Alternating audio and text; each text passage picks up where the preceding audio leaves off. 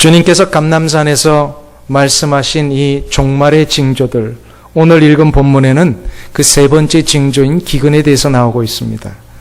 우리가 이 종말의 징조를 계속해서 살펴보면서 반드시 잊지 않아야 될 것이 있다 그랬습니다. 그러니까 과연 이 징조에 대한 이야기들이 재림에 대한 이야기냐, 아니면 예수 그리스도께서 이제 베들레헴 땅에 2000년 전에 오신 이후에 앞으로 다시 이 땅에 오실 그 재림의 시간까지 전체 이 기간 속에 있는 날들에 대한 이야기냐, 요거를 구별할 줄 알아야 된다 그랬어요. 요거 구별 못하면 이단들이 자꾸 얘기를 할 때 다 넘어갑니다. 그래서 예수님께서 마태복음 24장에서 얘기를 하신 이 종말의 징조에 대한 얘기의 대부분은 마지막 날들, 곧 2000년 전 예수님이 오신 그 시간부터 앞으로 예수님이 재림 때까지 오실 이 마지막 날들에 대한 이야기다. 자꾸 이거를 가르쳐 주시면서 종말을 준비하고 그 종말을 대비하는 신앙생활을 하라는 겁니다. 자, 그러면 이 중요한 이 종말에 대한 이야기들을 우리가 살펴볼 때마다 우리 종말론적인 신앙이 무엇인지를 다시 정리해야 합니다. 종말론적인 신앙이란 뭡니까? 당장 이 종말이 올 것처럼 생각하지 말고 종말이 반드시 오는 것을 안다면 이 세상 사는 동안에 나에게 허락하신 하나님이 이 땅에 나를 위한 그 목적이 무엇인지를 깨닫고 이 세상을 정말로 성실하게 맡겨주신 것을 충실하게 순종하며 사는 것. 이게 바로 종말론적인 신앙이다. 그러니까 종말을 잘못 이해하면 자꾸 삶을 포기해버리는 일들이 일어나요. 직업 포기하고 지금 가진 거 다 그냥 모든 거 그냥 금방 끝날 것처럼 이렇게 생활을 해서는 안 된다는 겁니다. 종말은 오지만 종말이 오는 것을 두려워하지 말고 이 세상을 하나님의 백성답게 살아가는 것. 이게 바로 종말론적인 신앙의 핵심입니다. 자, 오늘은 그 종말론적인 그 이야기 속에서 예수님께서 우리에게 세 번째 현상을 얘기를 하십니다. 그 세 번째 현상이 오늘 기근의 문제입니다. 복습을 한번 해볼까요? 첫 번째 종말의 현상은 뭐가 있다? 뭐가 나타난다? 미혹해하는 사람들, 거짓 그리스도 혹은 가짜 그리스도, 그리고 그리스도를 부인하는 사람들이 자꾸 나타나게 된다. 두 번째 징조가 뭐라 그랬어요? 전쟁이 일어난다는 거예요. 자꾸 전쟁 한번 일어나면 마치 3차 대전으로 이 세상 끝날 것처럼 해석하면 안 된다 그랬어요. 그 자꾸 이단자들이 잘못 해석하는 거예요. 성경에서 이 세상의 끝은 반드시 언제 온다 그랬어요? 진리의 복음이 각 나라 민족 족속에게 다 전파된 후에야 끝납니다. 그래서 전쟁으로 이 세상이 끝난다라고 하는 것은 거짓 가르침입니다. 거기에 절대로 넘어가지 마시기를 바랍니다. 오늘 세 번째 기근에 대해서 얘기를 하세요. 기근이 뭐죠? 기근은 먹을 것과 마실 것이 없는 상태를 얘기를 합니다. 한마디로 우리 인간의 가장 기본적인 생존의 기본권인 이 먹는 것, 마시는 것이 전혀 해결되지 않고 이게 완전히 없어진 상태. 지금 이 기근 문제가 21세기 정말로 과학 문명이 가장 발달되어 있는 이 시대를 살고 있다라고 하는데 기근의 문제가 지금 있을까요, 없을까요? 있어요. 기근이 아주 심각해요. 그것도 우리 미국 사는 분들은 잘 모르지만요, 선교지 가보신 분들 아실 거예요. 저 아프리카, 저 남미, 이 동남아시아 같은 데 가면 이 먹는 것조차도 해결이 안 돼가지고요. 그리고 이 마실 물도 없어요. 지난주에 에티오피아의 이경 선교사님 오셨는데 얘기를 들어보는데 그거 1년 내내 비가 안 오니까요, 물이 없대요. 물이. 그래서 1년 내내 여인들이 머리를 못 감는데요. 그래 못 감아가지고 그 염소 젖을 짜서 만든 그 버터 있지요. 그 버터를 머리에 바른대요. 그래서 이게 다 없어지면 또 바르고 1년 내내 머리를 안 감는데요. 그러면서 그 선교회 모임 때 그 물이 콸콸 나오고 이거를 막 설거지하면서 막 버리고 이런 거 너무 아까워가지고 이분이 그럴 정도로 이 물이 우리는 잘 모르지만요, 저 아프리카 이런 데는 너무 심각한 거예요. 먹을 것, 마실 것이 없어진 이 상태. 지금 수년 전에 프랑스에서요, 유엔 사막화 방지 협약이라는 것이 전 세계적으로 이렇게 체결되었는데요. 여기 보고서에 의하면 매해마다 1년에 그 농토나 이 산림이 없어지고 사막이 되는 이 면적이 600만 헥타르랍니다. 600만 헥타르라고 하는 것은 쉽게 말하면 우리 남한, 그러니까 대한민국 사람들이 농사를 지어서 먹을 것을 만들어내는 경작지 전체 면적과 비슷하답니다. 그러니까 한마디로 대한민국 같은 그런 나라의 농경지가 다 없어지고 사막화된다는 거예요. 매해마다. 얼마나 심각한 일입니까? 이것이 바로 기근이에요. 이게 일어나면 어떤 일이 일어나냐면요, 먹는 것이 이제 해결이 안 되는 거예요. 마시는 것이 해결이 안 되는 거예요. 이 기근이라고 하는 것은 그래서 아주 심각한 문제입니다. 그런데 이 기근의 문제는 요즘 시대에만 일어나는 것이 아니라 가만 보면 옛날에도 예수님 당시 이전에도 있었던 일이에요. 그런데 왜 예수님 이전에도 있었던 이 기근의 문제를 가지시고 종말의 한 징조라고 얘기를 하셨느냐 이 말입니다. 이거를 이제 우리가 좀 살펴봐야 합니다. 왜 주님이 기근을 종말의 징조라고 얘기를 하셨을까? 이걸 알기 위해서는요, 구약 속에서 기근이 무엇인지를 알아야 합니다. 구약 성경에 보면 창세기에부터 이미 기근의 문제가 나타나고 있습니다. 아브라함 때도 있었지만 대표적인 기근이요, 야곱의 시대에 일어납니다. 야곱이 살고 있던 이 가나안 땅에 기근이 발생이 되니까 이게 얼마나 심각했는지 전혀 먹을 것을 구할 길이 없어가지고 야곱이 자기의 아들들을 애굽으로 가서 식량을 구해오게 합니다. 이만큼 이 가나안 땅이 아주 기근이 심각했었어요. 여기에 끝나는 것이 아니라 얼마 후에 보니까요, 출애굽기에 보면요, 이스라엘 백성들이 하나님의 인도하심을 따라 애굽에서 출애굽한 이후에 광야 40년을 사는데 이 광야 생활 40년이 기근의 생활이었어요. 먹을 것이 없습니다. 광야는 마실 물이 없습니다. 풀 한 폭이 자라지 않습니다. 그래서 결국 저들을 살려내시는 방법이 뭐야? 하늘에서 만나를 내리셔서 먹을 것을 주셨고, 그리고 바위를 터치셔서 물을 먹게 하셨지, 이 자체가 먹을 것과 마실 것을 만들어내지 못했어요. 광야 생활이. 40년 기근을 경험했습니다.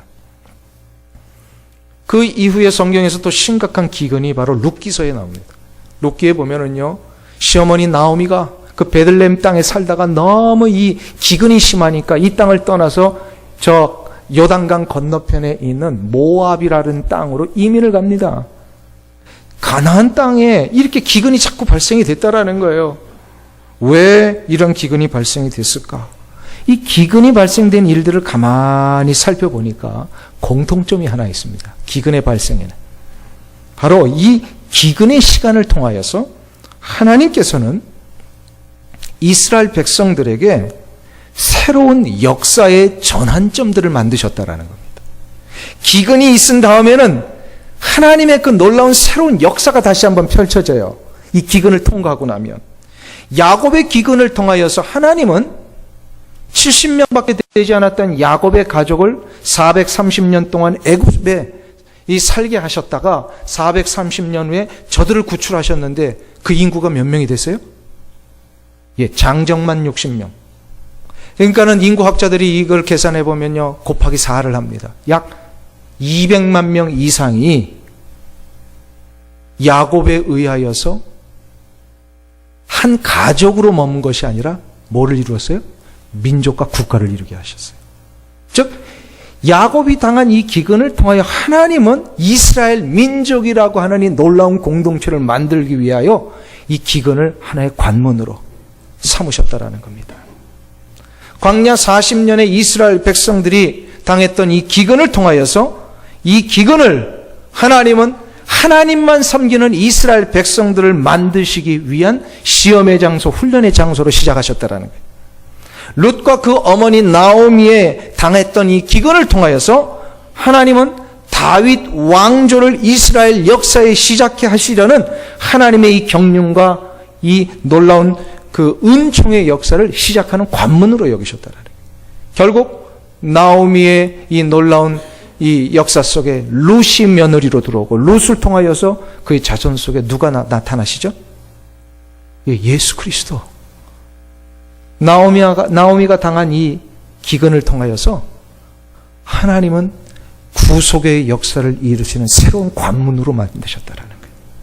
이처럼 기근은 하나님께서 하나님의 백성들을 결국은 하나님의 구원의 역사, 구원의 은총의 그 놀라운 자리로 이끌어내시기 위한 관문이며 출발점으로 사용하시더라는 거예요. 그러니까 기근은 그 기근 자체로 끝나는 게 아니에요. 기근으로 다 망해버리고 다 그냥 모든 것이 무너지는 게 아니더라고요. 가만 보니까 기근을 통하여서 하나님은 하나님의 이 놀라운 구원의 경륜을 이루시고야만은 놀라운 관문으로 여기셨더라. 그래서 주님께서 오늘 본문 기근의 문제를 얘기를 하시다가 7절에서 이제 민족이 민족을 나라가 나라를 대적하여 일어나겠고 처처의 기근인과 지진이 있으리라 하신 다음에 8절에서 뭐라고 얘기를 하십니까? 한번 보세요. 이 모든 것이 뭐라고요? 재난의 시작이니라. 여기서 재난의 시작이다라고 하는 번역은 좀 다시 번역을 해야 돼요. 원어적으로 보면은 이런 거예요. 산통의 시작이니라. 산통이 뭐예요? 어머니들이 아기를 10개월 동안 이제 잉태한 후에 10개월이 딱 지나고 나면 어떻게 되죠? 아기가 출산해야 돼요. 출산하기 전에 어머니들에게 증상이 옵니다. 뭐가 오죠? 예, 진통이 옵니다. 산통이 오는 거예요. 이 진통이 막 오는데 처음부터 진통 오자마자 아기 나요, 안 나요? 안 납니다. 이거 남자들 잘 모르시는 것 같은데 저는 어떻게 잘하느냐? 예, 3번 경험해봤어요. 저기 어머니들이요, 아기를 이제 딱 낳을 때쯤 되면요, 이 진통이 시작이 됐는데 그 진통이 있다가 금방 또 사라져요. 근데 조금 있으면 이 진통이 또 와요. 그러다가 이 진통이 또 사라지고. 그러다가 진짜 아기가 낳을 때쯤 되면 이 진통이 이제는 계속해서 주기적으로 빨라지다가 계속해서 진통이 옵니다. 지금 아기를 낳는 이 진통이 시작된 것이다 라고 얘기를 하시는 거예요. 뭐가? 재난들이.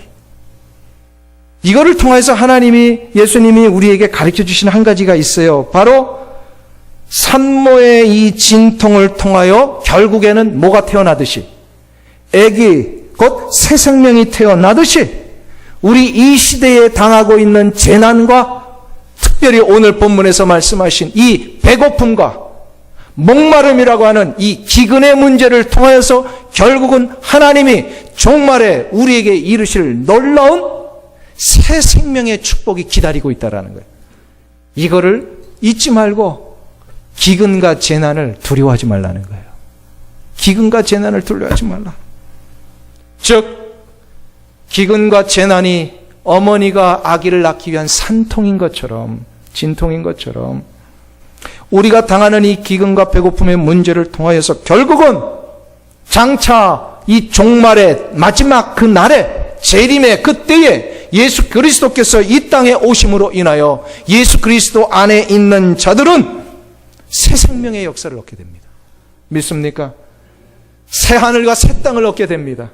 이 세상에서는 비교도 되지 않은 놀라운 그 영광과 감격과 승리를 얻게 됩니다. 그래서 재난이 오면 올수록 뭘 보라는 거예요? 재난 후에 우리에게 주실 놀라운 영광과 생명의 역사를 보라는 거예요. 그렇기 때문에 예수 그리스도 안에 있으면 이 기근은요, 넘어질 일이 아니라 뭐예요? 종말을 바라보는 더 놀라운 신앙의 힘이 되고 능력이 됩니다. 근데 예수 그리스도 안에 없으면 어떻게 돼요? 이것은요, 산통 후에 새 생명을 태어나게 하는 것이 아니라 이런 고통 후에 더 처절하고도 견딜 수 없는 영원한 고통의 자리로 떨어지게 된다는 것. 그러니까 재난을 바라보는 것이 우리 예수 믿는 사람과 세상 사람들이 다르게 되어 있어요. 기근을 바라보는 눈이 우리는 세상 사람들과 다르게 되어 있다는 거예요. 자, 그러면 우리 성도들은 이제 이 세상을 살아가는 동안에 기근이 닥칠 때마다 이 문제를 어떻게 대처해야 되느냐 이 말입니다. 이 문제를 어떻게 대처해요? 기근의 문제를. 즉 어머니라면 어린아이를 출산하기 위하여 그 진통을 피할 수 없는 것처럼 우리 그리스도인들이 이 세상을 사는 동안에는 기근의 고통을 피할 수 없다라는 것을 인정해야 합니다. 배고픔의 문제, 목마름의 문제가 우리가 이 세상 사는 동안에 있다라는 거예요. 이거를 인정하라는 거예요. 근데 인정하되, 첫 번째로는 인정하되, 두 번째로 방법이 있어요. 그냥 인정으로 끝나는 게 아니라 인정하되 여기에 흔들리지 아니하는 능력을 소유해야 합니다. 기근의 문제가 올 때에, 특별히 배고픔의 문제가 올 때에, 목마름의 문제가 올 때에 여기에 흔들리지 않을 수 있는 능력을 소유해야 된다는 거예요. 그 능력이 뭘까요? 어디서 옵니까? 이 능력이요. 초대교회 성도들에게서 우리가 그 놀라운 교훈을 얻을 수가 있어요. 초대교회 한번 보세요. 예수 그리스도께서 부활승천하신 후에 이제 복음의 역사가 예루살렘을 통하여 이방 땅까지 막 전파되기 시작합니다. 그래서 이 이방 땅의 끝이 당시에는 바로 로마 제국이었어요. 로마 제국하에서 이 복음의 역사가 막 확장되니까 성도들이 막 일어나는데 문제는 뭐냐면 그 로마 제국이 이 성도들을 곱게 보질 못한 거예요. 시저를 섬기는데 예수 그리스도를 섬기겠다니까 이 시저가요 도대체 이 가만 놔두지를 않는 거예요. 그래서 한 가지 방법을 했어요. 시저가 오직 유일한 주님이다.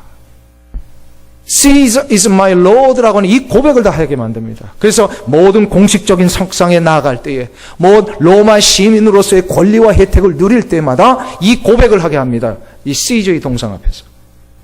그런데 우리 그리스도인들이 이거 고백할 수 있어요? 없어요? 없습니다. 결국 그 동상 앞에서 Caesar is my Lord라는 고백이 아니라 Jesus is my only Lord. 예수님만이 나의 유일한 주님이십니다. 이거 고백하고요. 공직으로 나가는 모든 기회 포기합니다. 로마 제국이 부여했던 모든 혜택들을 다 거절합니다. 그리고 배고픔을 기꺼이 맞이합니다.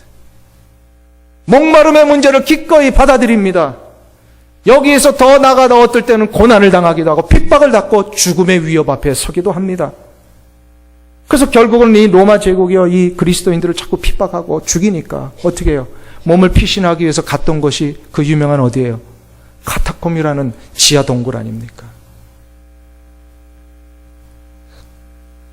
화산의 재에 의하여서 만들어진 딱딱한 이 돌로 그 집안들이 다 되어 있는데 이 여기를 이렇게 파나가면 금방 파진됩니다.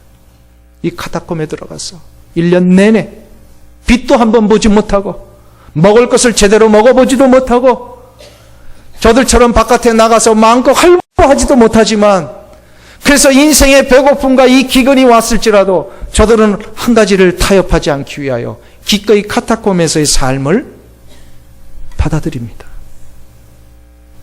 어떻게 이 초대교회 성도들이 이거 가능했을까요? 어떻게 이게 가능했단 말이에요? 1년 내내 햇빛 안 보고 살 수 있어요, 여러분들? 쉽지 않아요. 그런데 어떻게 초대교회 성도들이 이거를 받아들이고 그렇게 살았느냐 이 말이에요. 그것도 100여 년 이상을. 로마가 이 모든 그리스도인들을 다 해방시켜 줄 때까지. 그렇게 어떻게 살 수 있었어요? 성경을 보다 보니까 한 가지 결정적인 힌트가 나오더라고요.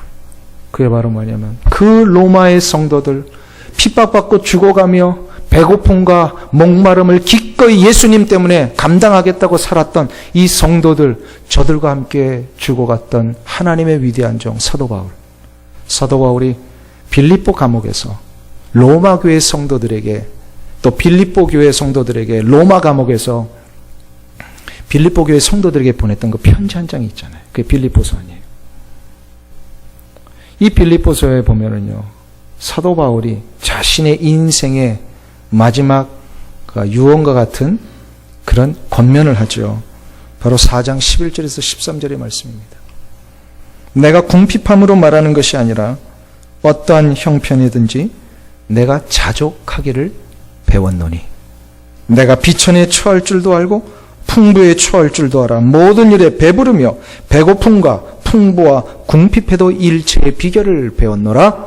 내게 능력 주시는 자 안에서 내가 모든 것을 할 수 있느니라. 그 안에 누가 계시기 때문에요? 예수 그리스도께서 계시기 때문에 비천에 처할 줄도 알고 풍부에 처할 줄도 경험해 보았지만 내가 그 모든 상황에서 뭐 했다고요? 자족할 수 있었다. 아멘. 사도 바울의 이 권면 때문에 그렇구나.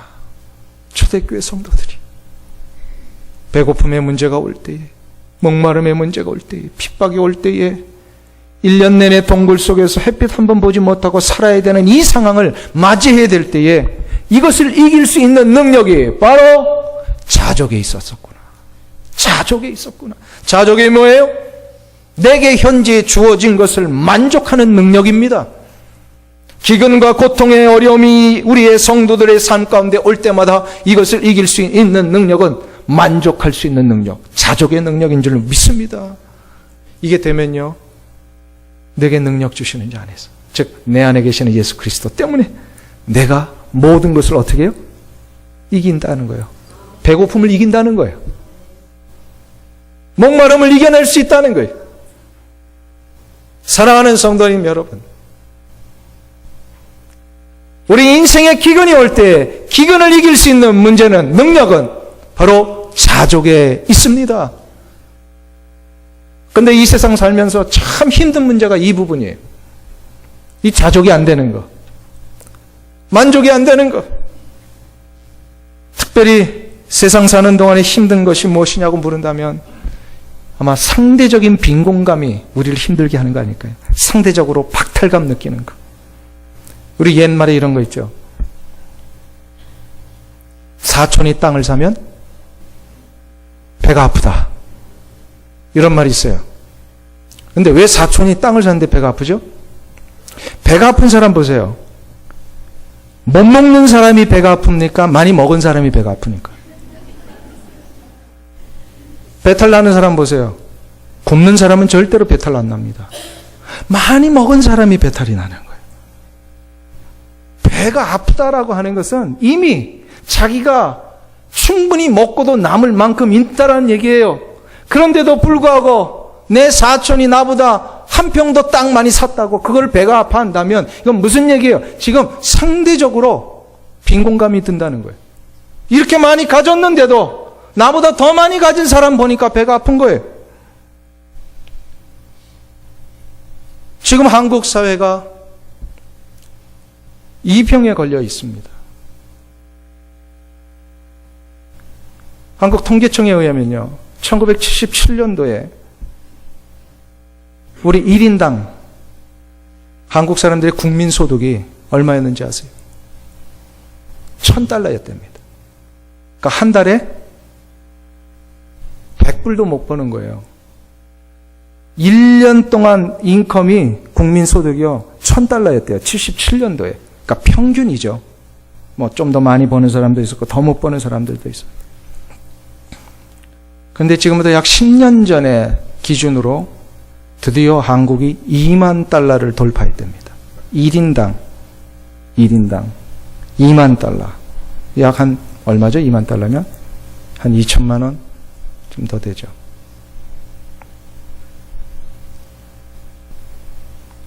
$77년도에 $1,000와 지금은 $20,000를 넘어선 이 시대를 살고 있는 한국 사회. 근데 그 어려웠던 시절과 비교해보면요, 지금은 더 만족하고 감사해야 하는 시대에 살고 있음에 틀림없어요. 그렇죠?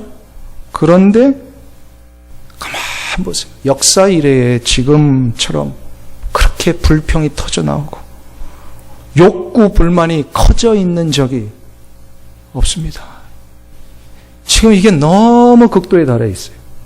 왜 그런가요? 왜 그럴까요? 자꾸 남과 비교를 해봐서 그래요. 내가 이미 2만 불 이상을 갖고 있는데 나보다 더 많이 가진 사람들을 보니까 뭐가 아픈 거예요? 네, 배가 아픈 거예요. 그러니까 불평이 일어나는 거예요. 상대적으로 박탈감을 느끼는 거예요. 근데 우리 이민자들도 마찬가지입니다. 여기서 뭐 보통은 뭐 요즘 이민 온 지 10년 됐다 이건 말도 못 붙이죠. 요즘은 보통 한 30년, 여기 계신 분들은 참 오래되셨어요. 거의 한 평균 20년, 30년 됐다고 하겠습니다. 20년 전, 30년 전에 미국 처음 왔을 때와 지금의 삶을 한번 비교해 보세요. 여러분이 지금 아무리 어렵다 하시더라도 미국 처음 왔을 때보다 어렵습니까? 어떠세요? 여기 앉아 계신 분들 혹시 미국 올 때 평생 먹을 거 이렇게 다 가지고 오신 분 계세요? 다들 그런 얘기 하시죠. 가방 2개 들고 왔습니다. 어떤 분은 꼭 그분 얘기하죠. 나 500불 들고 왔습니다. 그런 분 계시잖아요. 우리가 미국을 처음 왔을 때 한 달 이상 먹을 거 확보하고 이 미국에 들어온 사람 많지 않습니다. 지금의 어려움과 아픔이 그때의 아픔과 어려움과 비교해 보면 실상은 아무것도 아닌데 왜 힘들어하느냐? 이게 바로 상대적인 빈곤감이에요. 그때에 비하면 지금이 아무리 어려워도 훨씬 더 그때보다 지금 잘 살고 있는데 나보다 더 잘 살고 있는 것처럼 보이는 그들과 자꾸 나를 비교하니까 상대적으로 이게 힘든 거예요. 이게 상대적인 박탈감입니다. 그래서 전도서 기자는 이렇게 얘기를 합니다. 은을 사랑하는 자는 은으로 만족함이 없고 풍부를 사랑하는 자는 소득으로 만족함이 없도다. 전도서 5장 10절에 보면 누가 한 얘기일까요, 이게? 솔로몬이 한 얘기예요. 솔로몬이 어떤 사람이에요? 자타가 공인합니다. 이스라엘 역사에서 가장 많은 부유를 소유해 보았다라고 하는 사람 솔로몬이 이 고백을 할 수 있었던 이유가 뭘까요? 바로 아무리 자기 자신이 많이 가져보았어도 결국은 만족하지 않는 것이 인간의 마음이라는 걸 알았어요. 그렇기 때문에 만족은 무엇인가 비교해서 되는 것이 아니더라는 거예요. 이 만족의 문제를 해결하는 데는 오직 한 가지 방법밖에 없습니다. 자족입니다. 자족은 어디서 나옵니까? 내게 주어진 것이 만족할 수 있는 이유가 어디에 있습니까? 바로 지금 내가 가지고 있는 것, 내가 누리고 있는 이것이 하나님이 주신 것이라는 걸 깨달아야 돼요.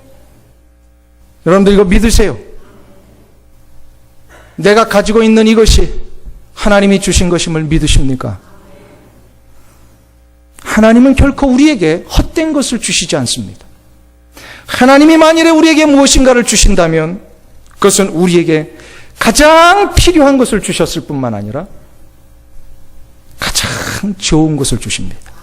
믿습니까? 이것이 인정이 되어야 자족의 능력이 시작이 됩니다. 만족할 수가 있어요. 사랑하는 성도님 여러분, 내게 아내를 주셨습니다. 이 아내는, 내 아내는 세상에서 가장 어느 누구하고도 바꿀 수 없는 가장 소중하고 귀한 하나님이 주신 선물입니다. 왜 아멘을 안 하세요?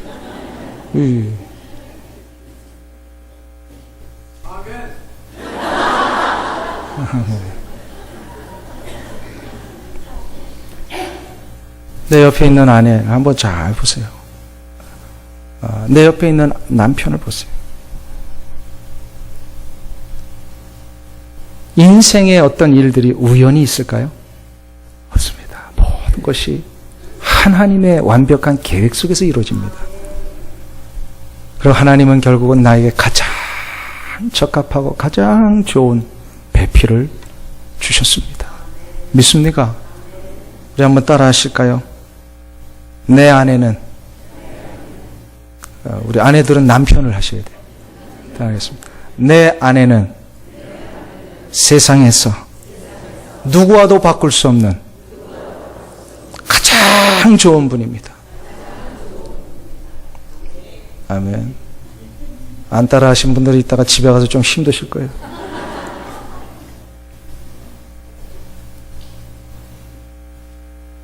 하나님이 내게 무엇인가를 주셨을 때는요, 헛된 것을 주시지 않습니다. 가장 좋은 것을 주세요. 믿으세요? 여러분들 자녀들도 마찬가지입니다. 자녀를 내가 낳은 것 같지만 이 자녀는요, 하나님의 자녀를 내 몸을 통하여 낳게 하신 거예요. 그래서 우리는 하나님의 자녀들을 위탁받아서 양육하고 보호하고 기르는 위탁자들입니다. 아멘? 그래서 내 마음대로 해야 되는 게 아니에요.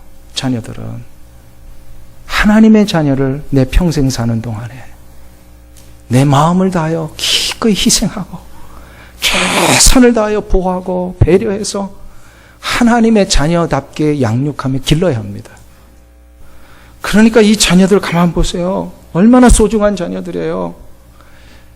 조금 공부 못해도 괜찮아요. 그런 거 가지고 아이들을 자꾸 비교하면 안 된단 말이에요. 조금 남들보다 늦게 가면 어떻습니까? 죄송한 말입니다만 우리 애가요, 큰애가 5살 때까지 말을 못했어요. 우리 큰아들이. 그래가지고 속으로 좀 걱정을 했어요. 야, 이거 큰일 났다. 근데 요즘은 너무 그냥 귀가 따가울 정도 잔소리가 많아가지고 그렇구나. 우리의 계획과 우리의 생각이 아니라 하나님의 자녀는 하나님이 원하시는 대로 양육하고 키우시는구나. 그러니까 우리 자녀들 소중하게 여기죠. 여러분들 지금 땀 흘려 일하시고 있는 일터들이 있을 겁니다.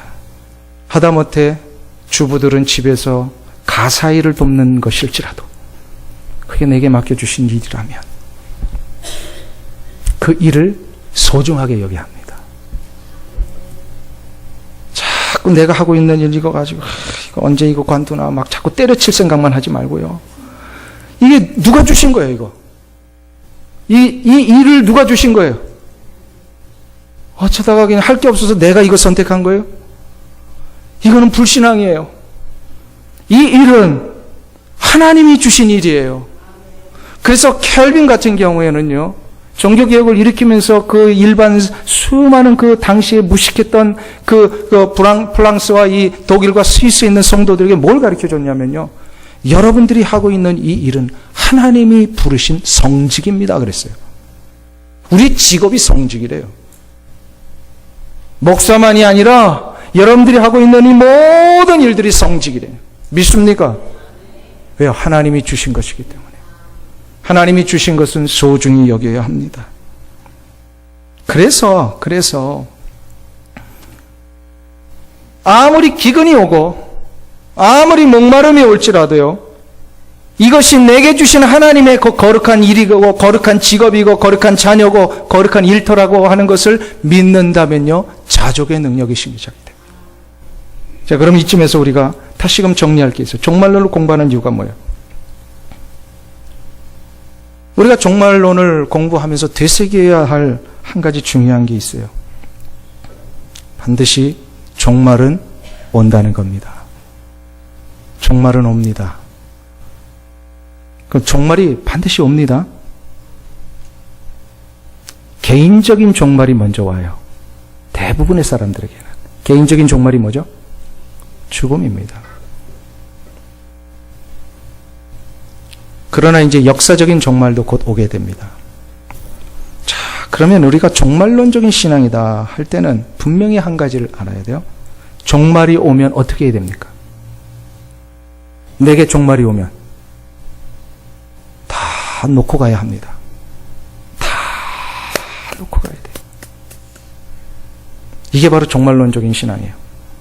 종말 신앙이라고 하는 것은 종말 때문에 당장 모든 것을 포기하며 집도 팔고 뭐 이거 다 포기하며 살라는 얘기는 아니지만, 그러나 종말이 오면 이 모든 것을 내려놔야 한다는 걸 알고 살라는 거예요. 믿습니까? 이게 참 이 신앙인의 역설 아니에요? 당장 내려놓는 것이 아닌데 결국은 내려놓을 수밖에 없다라는 걸, 이걸 믿고 가는 것, 이게 종말론적인 신앙의 역설이에요. 이거를 다른 말로 우리는 나그네와 같은 신앙이다. 이뤄놓은 물질과 명예도 그렇게 지키고 애지중지하며 내가 한번 이뤄보겠다라는 내 건강조차도 다 놓고 가야 합니다. 결국은 다 놓고 가야 하는 이 세상의 삶에 나그네 의식으로 살아가야 하는 이것이 바로 종말론적인 신앙이라면, 우리는 이 세상의 것들을 영원히 붙들고 사는 자가 아님을 깨달아야 합니다. 우리의 기근은 이 세상에서는 해결되지 않습니다. 기근은 저 영원한 천국에서나 해결이 됩니다. 그래서 아무리 물질이 풍부해도, 아무리 마실 것이 많이 있어도 이 세상에 사는 동안에 기근과 굶주림에 빠져서 사는 사람들이 얼마나 많은지 몰라요. 우리의 영혼이 핍절해지면 기근 가운데 삽니다. 아모스 선지자는 이것을 아모스 8장 1절에서 이렇게 우리에게 이야기하고 있습니다. 주 여호와의 말씀이니라. 보라, 날이 이를지라 내가 기근을 땅에 보내리니 양식이 없어 주림이 아니요 물이 없어 가람이 아니라 여호와의 말씀을 듣지 못한 기갈이라. 먹을 것과 마실 것이 없어서 기근에 허덕이는 것이 아니라 진짜 기근은 말씀을 듣지 못해서 내 안에 생명의 역사가 일어나지 않기 때문에 이 기근을 우리가 겪게 된다는 것입니다. 사랑하는 성도님 여러분, 내 영혼의 기근이 심해지면 심해질수록 종말이 가까웠음을 우리는 알아야 합니다. 홍수 속에 마실 물이 없듯이요, 수많은 말씀들이 막 홍수처럼 쏟아지고 있는 이때에 진짜 우리의 생명을 살리는 말씀이 뭔지를 깨달아야 합니다. 잘못된 이단들의 가르침, 잘못된 거짓 그리스도들의 가르침 앞에 자꾸 미혹이 돼서 생명을 살리는 말씀이 아니라, 복음의 말씀이 아니라 우리의 귀에 그냥 우리의 감각을 자극시키는 이런 말씀 앞에 다 녹아난다면 결국 영혼의 이 만족과 기쁨을 우리는 빼앗기고 맙니다. 사랑하는 성도님 여러분, 진정으로 기근을 해결하는 방법은 바로 예수 그리스도의 말씀의 생명의 역사가 내 안에 일어나야 합니다. 후안 카를로스 오르티즈라고 하는 유명한 설교가요, 또 전도자가 있습니다. 미국에서 생활하시지만 이분은 아르헨티나 출신이세요. 이분이 여러 많은 책을 쓰셨는데 그리스도만으로도 충분합니다라고 하는 이 책을 썼을 때에 아르헨티나에 있었던 아주 유명한 일화를 하나 소개를 합니다. 아르헨티나에 한 여인이 살고 있었습니다. 그녀는 남이 무엇인가를 하면 자기도 그걸 꼭 해야만 직성이 풀리는 여인이에요. 남이 무엇인가를 가지고 있으면 그걸 똑같은 걸 갖든지 더 좋은 걸 가져야만 이렇게 직성이 풀리는 그런 여인. 그러니 이게 얼마나 남편이 힘들겠습니까? 나중에는 하도 이런 일을 많이 하니까 집이 저당 잡힐 정도로 이 감당이 안 되는 거예요. 그러던 어느 날 이 여인이 마을을 나가보았는데 이웃집에서 지붕 위에 높은 장대에 이렇게 철사를 이렇게 묶어놓은 이상한 거를 세워놓았어요. 그래가지고 또 이게 뭔가 새로운 게 있으면 또 그 버릇이 발동이 되니까. 그래가지고 그 집을 찾아가서 도대체 이게 뭡니까 물어봤더니 텔레비전 안테나라는 것을 그때 처음 알았어요. 옆집이 텔레비전 안테나를 세우고 집에서 텔레비전을 보고 있는 거 보니까 당장 남편한테 달려가서 우리 텔레비전 사야 된다고. 그러니까 남편이요, 지금 빛이 산더미 같은데 이걸 어떻게 감당하려고 또 텔레비전 사요. 일절지하에 다 거절을 해버립니다. 그러니까 이게 속이 부글부글 끓는 거예요. 이 여인이요. 견디지를 못하는 거예요. 아니나 다를까 며칠 후에 옆집이 또 안테나를 세웁니다. 많은 시간이 지났을 때 그 집안, 그 동네가 작은 동네지만 텔레비전 안테나를 다 세우니까 드디어 특단의 조치를 이 여인이 내립니다. 자기도 텔레비전 대리점을 갑니다. 그래서 가가지고요, 안테나만 사옵니다. 텔레비전은 못 사고 비싸서. 그래서 그거를 자기 지붕 위에 꽂아놓고 그것을 보며 흐뭇해 하더라는 거예요. 후안 카를로스 오르티즈 목사님이 이 이야기를 통하여 우리 그리스도인들의 신앙을 점검하라고 얘기를 합니다. 혹시나 우리가 신앙생활을 한다고 하면서도 내 안에 있는 내적인 생명의 역사와 내적인 충만함과 이 기쁨과 평안을 누리지도 못한 채 그냥 남들이 하는 거 따라다니면서 그냥 나도 안테나 하나 세워놓고 남들한테 보여주고 싶고 정말로 주체할 수 없는 이 욕망 때문에 못다한 이룬 꿈을 꾸기 위하여서 대리만족하는 일들을 자꾸 하고 있는 것은 아닌가. 후안 카를로스 오르티즈 목사님이 이 이야기를 우리 가운데 전해주는 거예요. 제가 이것을 읽어보면서 그렇구나. 문제는 안테나가 아니구나. 내 안에 나를 살리는 생명의 능력이 있느냐 이 말입니다. 내 안에 나를 살리는 생명의 능력은 어디서 나옵니까? 내 안에 생명의 근원 되신 예수 그리스도께서 계셔야 합니다. 예수 그리스도께서 그 안에 있는 자마다 분명히 말씀하셨습니다. 그 배에서 생수의 강이 흘러넘치게 한다. 예수 그리스도께서 그 안에 계시는 자는 결코 다른 것에 의하여 흔들리지 않습니다. 설사 인생의 기근이 온다 할지라도, 내 인생의 목마름이 막 엄습해 온다 할지라도 예수 그리스도가 생수이시기에 목마르지 아니하고, 예수 그리스도가 양식이시기에 배고파하지 아니하고, 세상 사람들은 다 저렇게 갈지라도 나는 끌려가지 않고 오히려 저들을 이끌게 되어 있습니다. 그리고 예수 그리스도 안에 있는 자들은요, 분명히 예수 그리스도께서 주신 말씀의 역사가 나를 사로잡습니다. 사랑하는 성도님 여러분, 이게 바로 기근이 오고 배고픔이 오고 목마름이 올 때마다 종말을 준비하는 성도의 모습입니다. 이것은 어차피 우리가 막을 길이 없어요. 막는 것은 이기는 방법밖에 없어요. 이기기 위해서는 어떻게 해요? 내 안에 생명의 역사 되신 예수 그리스도를 소유하고 말씀의 능력을 붙들고 살아갈 때에 우리는 기근을 이기고, 기근을 이긴 이후에 뭐가 온다는 거예요?